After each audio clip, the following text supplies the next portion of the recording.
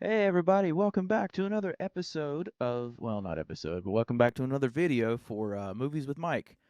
As you can tell, I've been very used to doing podcasts the last couple of years, so bear with me. So today, I was going to review a movie. It's actually my first movie review of 2025. I actually just saw this movie last night. It is a movie called Presence.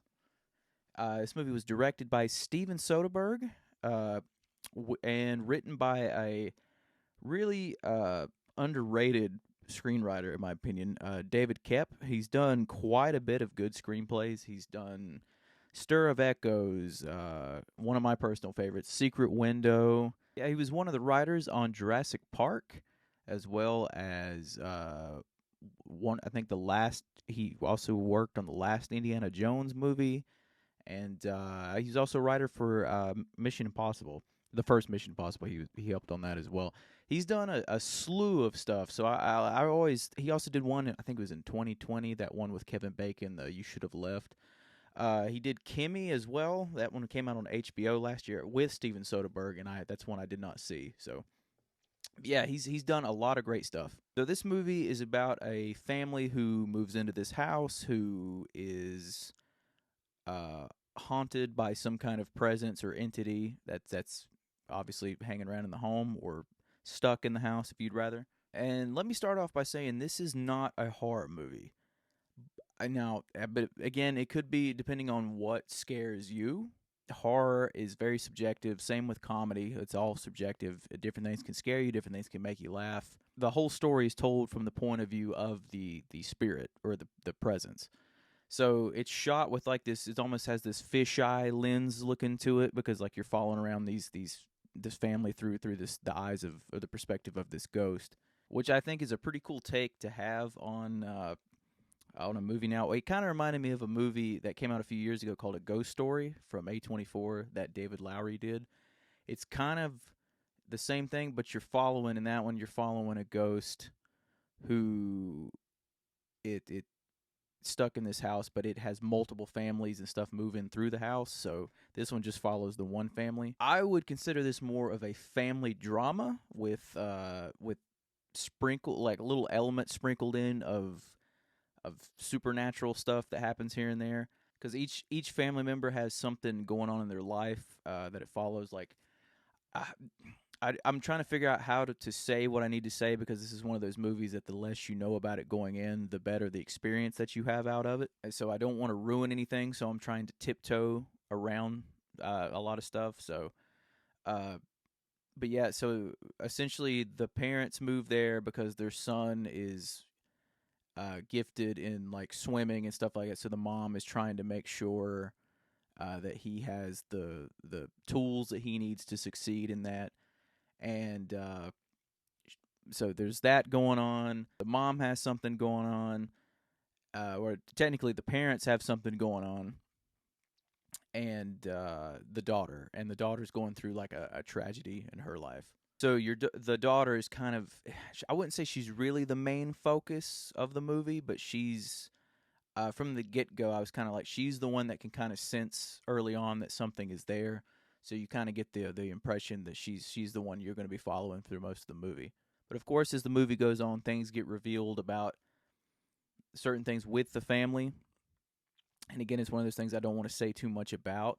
But I know this movie might not work for a lot of people because it's more on the slower side. This is a very slow burn movie that kind of takes place in one location because, like I said, you're essentially just following this spirit around through its perspective, watching things through this family unfold. And I know it doesn't work for a lot of people. That's totally cool. I really dig movies like this. I was like, I got a really weird, broad, strange uh, thing when it comes to movies about stuff I like. Like, I love cheesy 80s slasher horror movies, but I really love slow burn movies as well. Something they just really work for me. And I think and when you're in one location, you have to make the story interesting.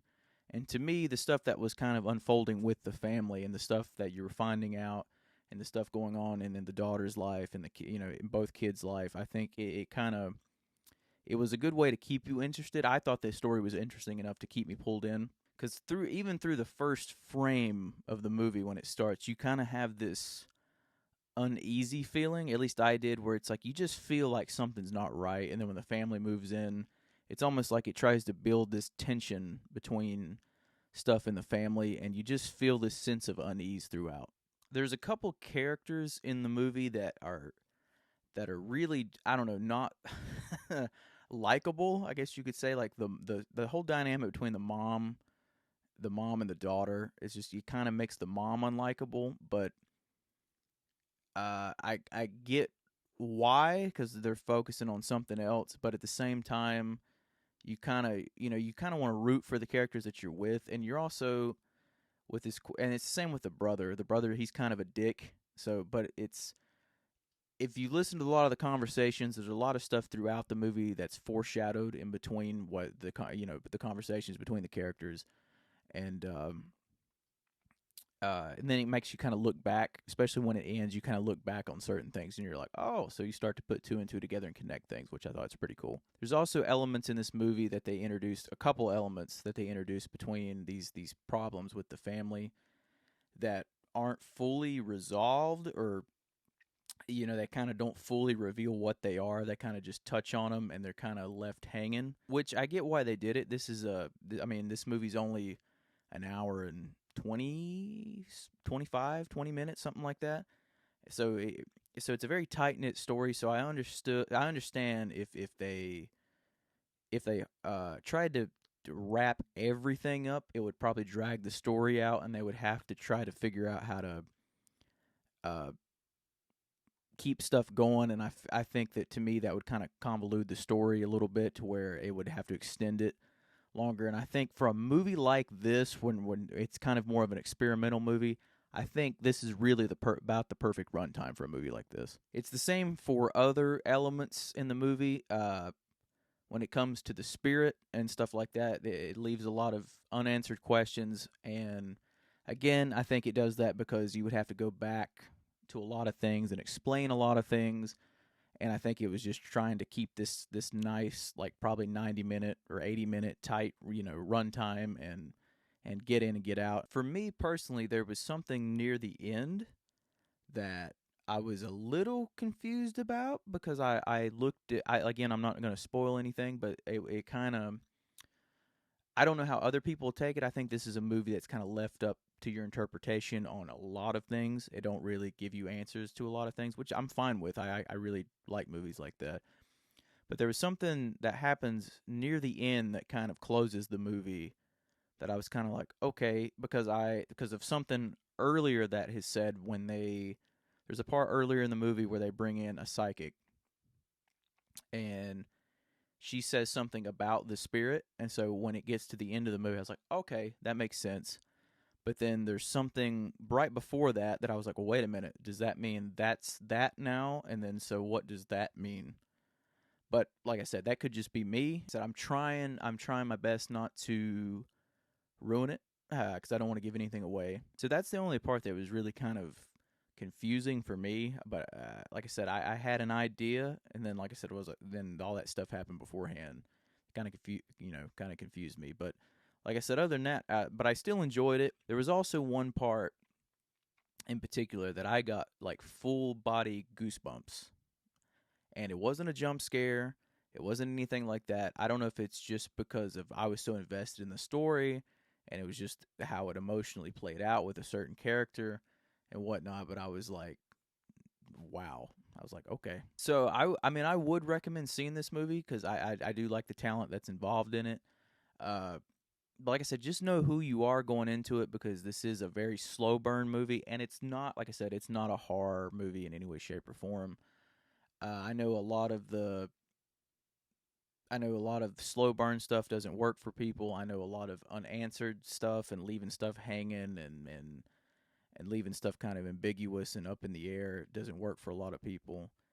And that's cool. Like I said, it just depends on who you are. There are, however, some very cool camera tricks that they do in this movie. A really cool shot in this movie as well, with where the ghost, or the presence, where it's like moving items around a room. And it was kind of cool how they did it, because it's almost like it was shot as a oneer. So I don't know how they, uh, did the trick, because you don't see wires, obviously, and and I don't think it would be green screen, but It's one of those things where I would really like to know how they did it, because the movie's shot in like these segments. So it's like uh the movie will start, and then it's like something will happen with the spirit, and then then that segment's done, and then it fades to black, and then there's another chunk, and then that's how the whole movie is, where it's like this happens, fade to black, another scene, fade to black, another scene, fade to black, another scene, fade to black. So I mean, and it's different times. It could be just a few minutes later, it could be a day later, it could be a couple hours later. So it just picks up in different places, which I guess is fair, cuz I don't know, I'm not a ghost or a spirit. I'm not aware of how a haunting actually works, cuz I never want to be haunted, and I've never been a ghost. So I don't know what a ghost or a presence or a spirit does in its spare time when it's not hanging out with the family, but or hanging out with anybody. But this movie also, to me, it kind of makes you look at things to where you're like, when you're really alone in your house, because like the ghost in this one, or the presence in this one, it doesn't really do a lot. Like, it doesn't really do a lot to a typical haunting type stuff. It's just here and there. There's a lot of this movie where the ghost or the spirit is more of a spectator. And it kind of makes you wonder a little bit. You're like, in those moments when you're alone, you're like, am I really alone, or is there something here?